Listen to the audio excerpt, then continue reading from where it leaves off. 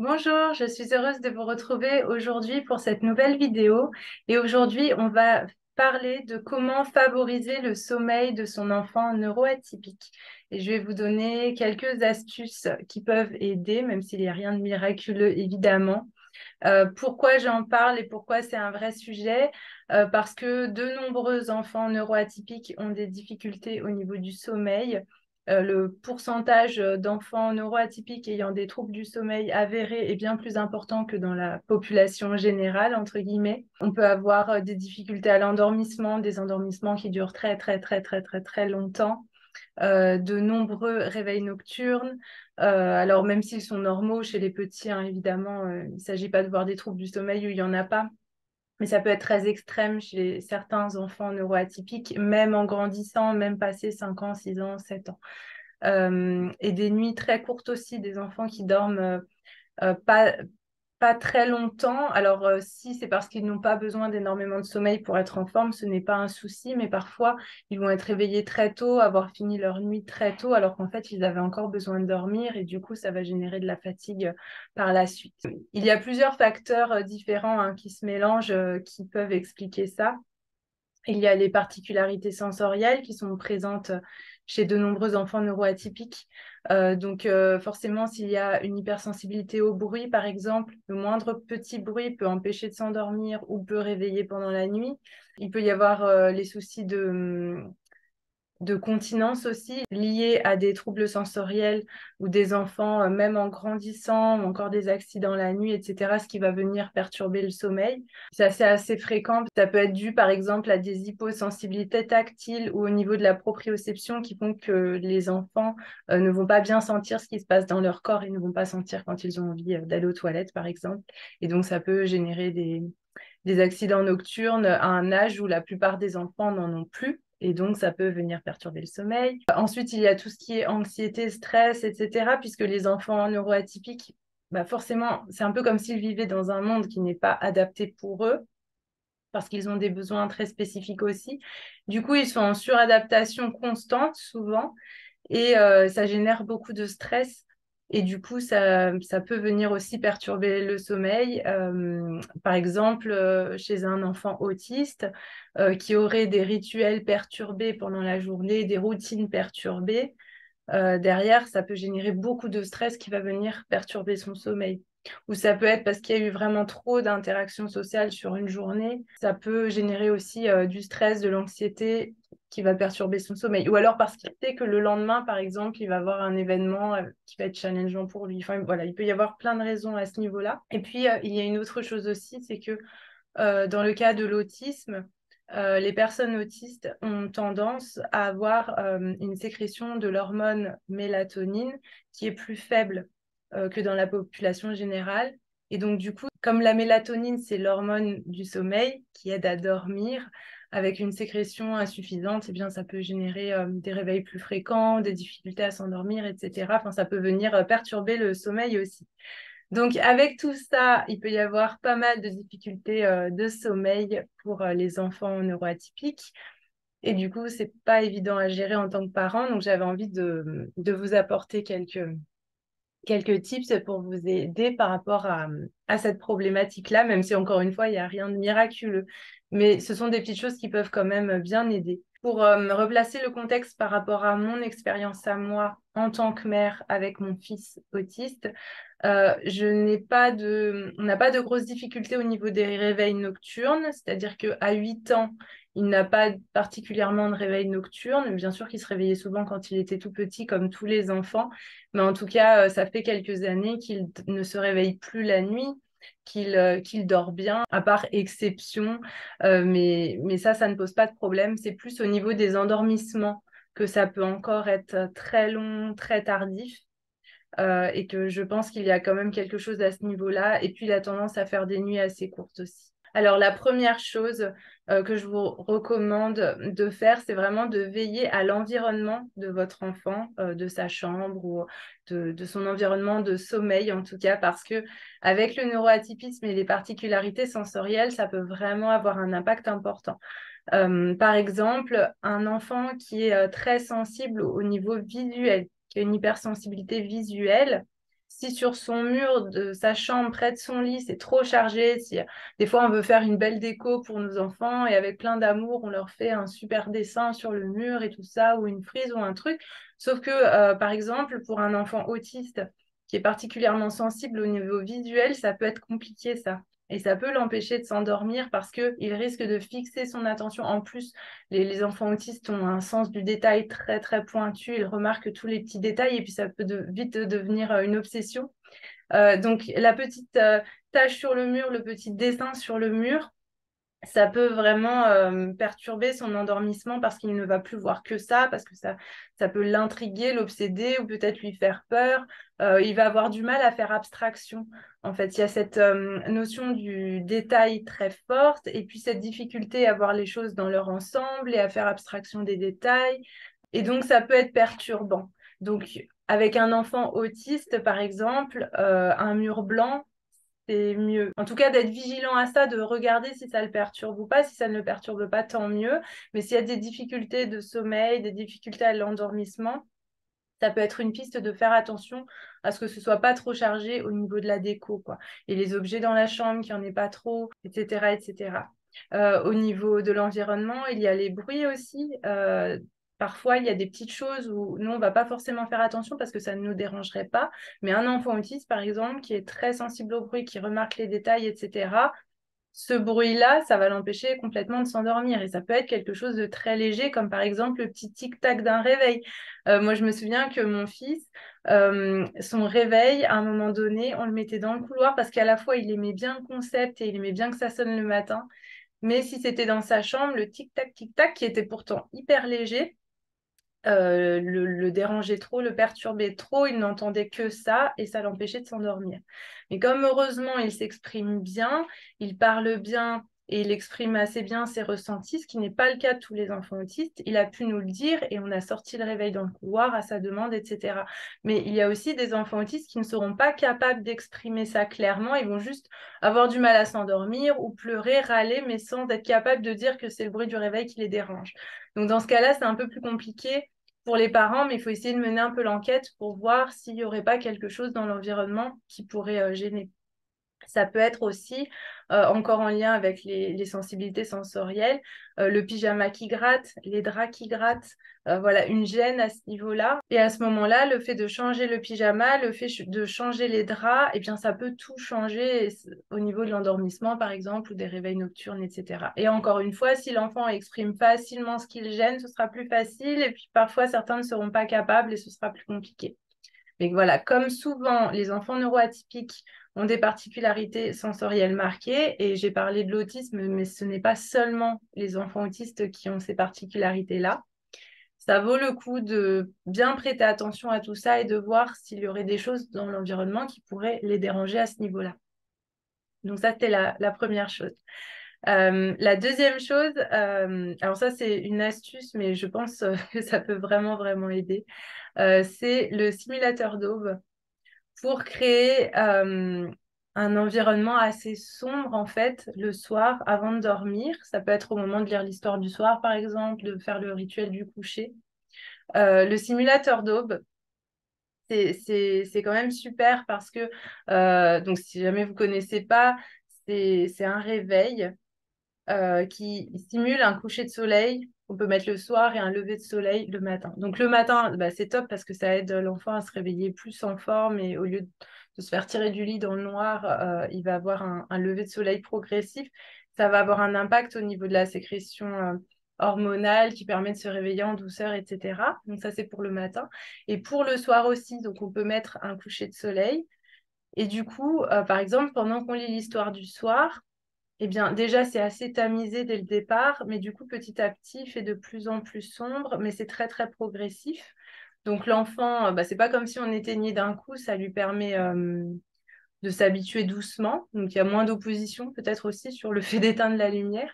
Et puis surtout, en fait, ça va le préparer physiologiquement au sommeil, c'est-à-dire que ça va aider son corps à sécréter de la mélatonine, justement, qui va l'aider au niveau de son sommeil. Et pour les enfants autistes qui ne sécrètent pas assez de mélatonine, souvent, bien du coup, c'est très, très intéressant. Et pour tous les enfants qui ont des difficultés à s'endormir, de toute façon, Ça favorise vraiment l'endormissement. Nous, on l'utilise, hein, le simulateur d'aube, depuis des années et ça nous aide vraiment. Et c'est vrai que dans les moments où on s'en sert moins, moi, je vois une différence très, très claire au niveau de l'endormissement de mon fils. Par exemple, surtout, forcément, c'est là que c'est le plus utile, dans les périodes où il fait jour quand ils vont se coucher. Comme en ce moment, par exemple, là, au moment où je fais cette vidéo, on est au printemps, les jours s'allongent de plus en plus. Et donc, du coup, le fait d'être dans une pièce plus sombre avant de dormir et d'avoir ce coucher de soleil progressif, bien, ça va permettre au corps de sécréter la mélatonine. Et c'est arrivé qu'effectivement, on ferme plus tard les volets ou qu'on fasse ça un petit peu plus tard dans les périodes où il fait encore jour avant de dormir. Et je vois quand même l'impact sur l'endormissement pour mon fils, hein. Si on a bien tout fermé, qu'on a mis le simulateur d'aube 30 minutes avant le coucher, par exemple, ça va pas être la même chose que si on le fait 5 minutes avant. Et donc, voilà, le coucher de soleil, on peut le déclencher sur la fin. Je ne sais plus combien de temps ça met pour se coucher complètement, mais ça peut-être 15-20 minutes.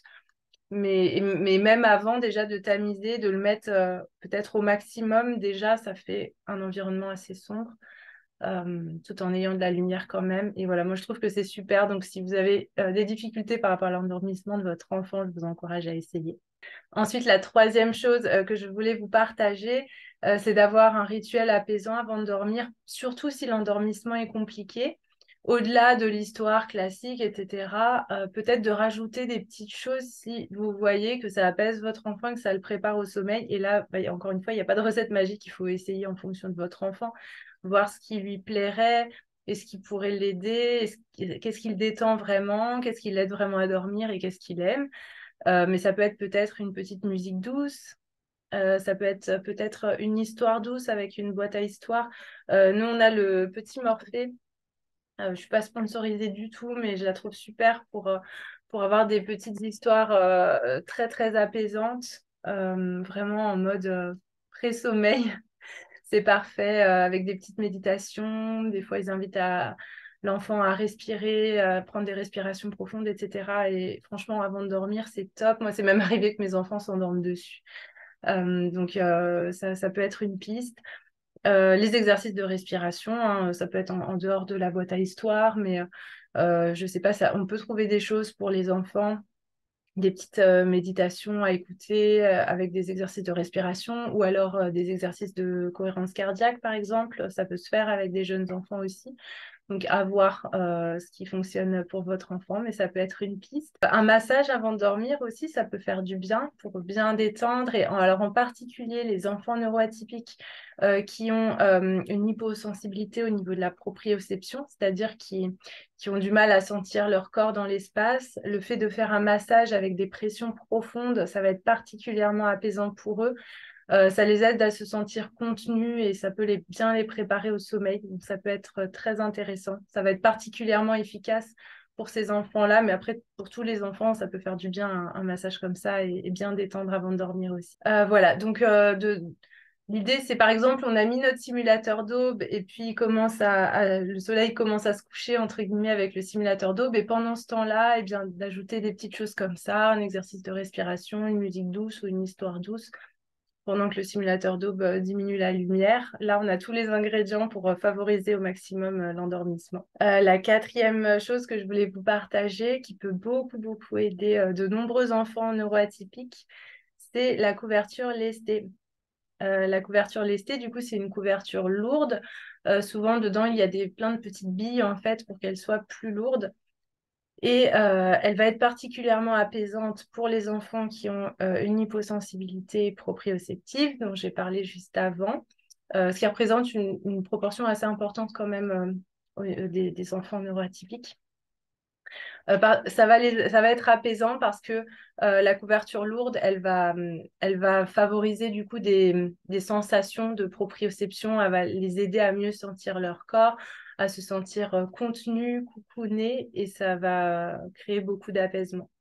Donc, ça va préparer au sommeil et ça peut vraiment les aider à s'endormir. Et c'est beaucoup utilisé dans le cadre du neuroatypisme pour les enfants qui ont des particularités sensorielles, pour les enfants autistes, Les enfants, il y a pas mal d'enfants avec un TDAH aussi que ça peut aider parce qu'il y a souvent aussi des particularités sensorielles avec le TDAH. Et voilà, donc ça peut être quelque chose qui fait vraiment du bien, ça peut valoir le coup d'essayer. Alors, il y a quelques points de vigilance quand même. La couverture lestée, elle ne doit pas dépasser 10% du poids de l'enfant. C'est vraiment important de respecter ça. Et aussi, il faut la retirer une fois que l'enfant est endormi. Déjà, il n'est pas censé la garder trop longtemps, mais si c'est pour l'endormissement, bon, à moins qu'il dure vraiment trop longtemps, mais il n'est pas censé dépasser 30 minutes, 45 minutes avec sa couverture lestée normalement. Et puis, une fois que l'enfant est endormi, du coup, il faut la retirer, ne pas le laisser dormir avec toute la nuit. Voilà. Donc, il y a juste ça à faire attention. Mais nous, on l'utilise. Alors, sauf dans les périodes où mon fils n'en veut plus, parce que c'est comme tout, on écoute son enfant, on fait en fonction de lui, de ce qu'il nous exprime. Bon, il y a eu des périodes où c'était une grande aide et mon fils en redemandait, il la voulait tous les soirs et ça l'aidait à s'endormir plus vite. Enfin, en fait, quand il l'utilise, ça l'aide à s'endormir plus vite, c'est clair. Et après, il y a des périodes où il n'en veut pas et il s'endort moins vite, mais bon, je peux pas l'obliger. Mais ça peut être parce que il fait trop chaud et il a trop chaud pour ajouter une couverture en plus, ou parce que à cette période-là, il y a telle matière sur la couverture qui va le gêner. Enfin, voilà, ça peut être complexe et il y a plein de facteurs à prendre en compte, mais en tout cas, c'est à proposer, je pense, quand les endormissements sont longs et compliqués avec notre enfant neuroatypique, surtout s'il a une hyposensibilité proprioceptive, d'autant plus. C'est à tester. Et alors pour ce profil hyposensibilité proprioceptive aussi, il y a les draps de compression, en tout cas pour les enfants qui ont besoin de se sentir bien contenus et que ça rassure et au niveau corporel, ça apporte de l'apaisement. Les draps de compression, du coup, ils compriment, ils serrent en fait et du coup, ils vont procurer ces sensations proprioceptives qui vont être apaisantes pour ces enfants. Donc, ça peut se tenter aussi. Moi, je n'ai pas tenté ça avec mon fils, on n'a jamais essayé. Donc, je ne peux pas vous faire de retour d'expérience, mais j'ai vu des parents l'essayer avec leurs enfants. Donc, voilà, à voir si ça peut être intéressant pour votre enfant. Et enfin, la dernière chose, si vraiment c'est trop compliqué, donc c'est à faire avec un avis médical, évidemment, mais il est possible aussi de supplémenter en mélatonine. Et ça peut vraiment, dans les cas où on a tout essayé, où rien ne fonctionne, où l'enfant il se réveille 10 fois par nuit, où il met 3 heures à s'endormir chaque soir et où ça pourrit la vie de toute la famille, clairement, où en plus l'enfant, s'il y a des difficultés au niveau du sommeil, ça va avoir des répercussions importantes sur sa journée aussi. Si l'enfant il ne dort pas assez, qu'il dort mal, il risque, par exemple, s'il a des particularités sensorielles, des hypersensibilités, elles risquent d'être exacerbées. Donc, si déjà il supporte mal le bruit, il va encore moins le supporter avec son manque de sommeil. Si il supporte mal le toucher, il va être encore plus sensible. Donc, ça peut être vraiment très compliqué. Il va y avoir plus de crises, plus de comportements compliqués, impulsifs, d'opposition, etc. Avec la fatigue, c'est comme nous, quand on n'a pas assez dormi. On peut être désagréable avec les autres, et ben pour les enfants, c'est pareil, et pour les enfants neuroatypiques, c'est peut-être encore plus. Un enfant autiste, par exemple, qui peut avoir tendance à avoir des rigidités, ce qu'on appelle la rigidité mentale, souvent, c'est exacerbé avec la fatigue. Il y a des petites rigidités qu'il peut avoir qui s'atténuent quand ça va bien, mais s'il est très fatigué, paf, ça ressort fois 1000 et ça peut devenir extrêmement compliqué et générer des crises autistiques et tout ça. Pareil pour tout ce qui est attachement aux routines, bon, ça peut rejoindre aussi la rigidité, mais les routines rassurantes, etc., et qui peuvent parfois devenir envahissantes. Ça peut être exacerbé aussi avec la fatigue parce que s'ils se sentent mal, s'ils se sentent stressés, fatigués, ils risquent de s'accrocher encore plus à ces routines, à être encore plus perturbés si jamais elles bougent d'un petit millimètre. Et encore une fois, ça peut générer des crises autistiques, etc. Bref, voilà, tout ça pour dire que je pense que c'est au cas par cas qu'il faut voir. Mais je préfère essayer d'abord les autres solutions plutôt que les compléments de mélatonine. Mais quand on a tout testé et que c'est ingérable, franchement, pourquoi pas? Moi, j'ai vu beaucoup de témoignages de parents, de familles pour qui ça a changé la vie parce que l'enfant, il mettait 3 heures à s'endormir chaque soir et qu'avec la mélatonine, c'était plié en 10 minutes et qu'après, il était plus en forme et que tout allait mieux la journée aussi. Ou alors, l'enfant qui se réveille 10 fois par nuit, même à 7 ans, Et puis, avec la mélatonine, il ne se réveille plus ou une seule fois, par exemple. Donc, dans ces cas-là, pourquoi pas, bien sûr, avoir avec des professionnels de la santé, si c'est adapté, etc., que le dosage soit bon, etc. Il ne faut pas faire n'importe quoi, c'est sûr. Mais pourquoi pas? Si c'est nécessaire, en tout cas, c'est une piste à explorer, je pense. Ça peut vraiment, vraiment beaucoup aider. Voilà ce que j'avais à partager à ce sujet-là. N'hésitez pas à partager votre expérience en commentaire si vous avez essayé des choses qui vous ont beaucoup aidé pour le sommeil de votre enfant atypique. Partagez-les sous la vidéo. Si le cœur vous en dit, ça pourra sûrement aider d'autres parents. J'en profite aussi pour vous informer que dans le cadre de l'ouverture des portes de mes programmes d'accompagnement, donc un programme pour les mères d'enfants autistes qui s'appelle le Cercle des mères d'enfants extraordinaires et un autre programme de groupe d'accompagnement pour les mères, une relation harmonieuse avec mon enfant et avec moi-même, qui est un programme inclusif qui prend en compte le neuroatypisme. Donc, dans le cadre de l'ouverture des portes de ces deux programmes, j'organise sur une semaine un événement qui est une formation gratuite pour les mères d'enfants neuroatypiques où je vais parler des crises et de la gestion des crises des enfants neuroatypiques, des comportements débordants, etc. Donc, c'est sur une semaine. Il y aura des lives, un live par jour pendant 4 jours, des masterclass que je donnerai en live. Vous pourrez me poser toutes vos questions en live.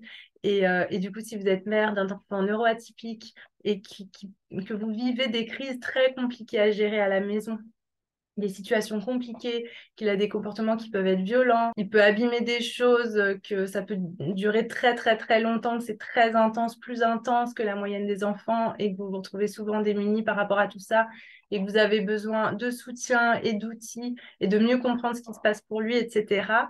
Je vous invite à vous inscrire via le lien que je vais mettre sous la vidéo. C'est offert. Je suis très, très heureuse de vous offrir ce contenu. J'y mets tout mon cœur vraiment pour que ça vous aide dans votre quotidien. Je vais vous donner vraiment des billes, des choses concrètes que vous pourrez mettre en place rapidement pour que ça puisse vous aider rapidement. J'ai vraiment prévu d'aller au fond des choses, hein. C'est une vraie formation que je vous offre. Donc, n'hésitez pas à vous inscrire via le lien ci-dessous si vous pensez que vous en avez besoin, si ça vous intéresse.